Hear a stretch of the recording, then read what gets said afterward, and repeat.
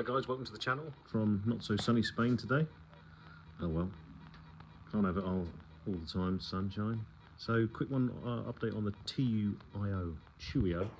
I always spell it because I can't really pronounce it. The insurance company that's been an absolute nightmare.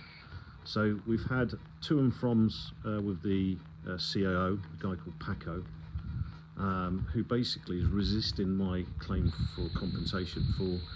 He sent a guy, or his company sent a guy around who didn't seem to know what he was doing, made the situation worse, and then left us. And then 20 hours later, the insurance company TUIO decided to turn up. That's the background to it. So what they offered us was a refund of the year's subscription, which wouldn't mean anything since I've been with them for nearly sort of 6 or 7 months anyway, 8 months, 9 months. Offered to send a technician around to undo what he'd done, which makes no sense because we had to get an emergency plumber in to fix the issue. So that, nothing. And yeah, that was pretty much it.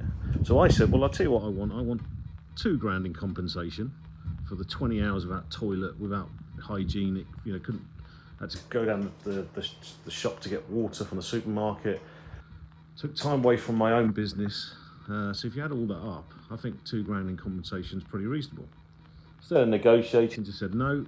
And then I said, well, okay, I'll give 1,500 quid and you send a handyman round, which is part of the policy anyway. I've got 2 of those a year. I've already had one, so I can have another one.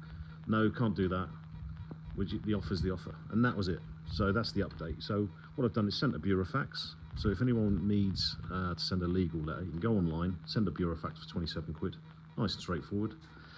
And that basically gives him 30 days to give me a final response, and then we go to the insurance ombudsman and I take him to court.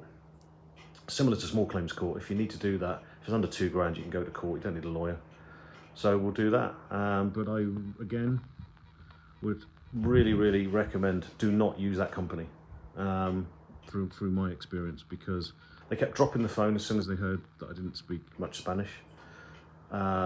They didn't get back to me for 20 hours, and then there was a barrage of phone calls because they suddenly realised they'd seriously messed up.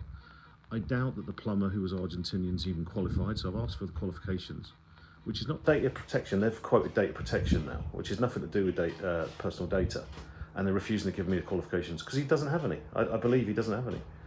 So why would you resist that? So moral of the story is don't use that insurance company. I think we're going to renew with someone like MAP Free or something like that.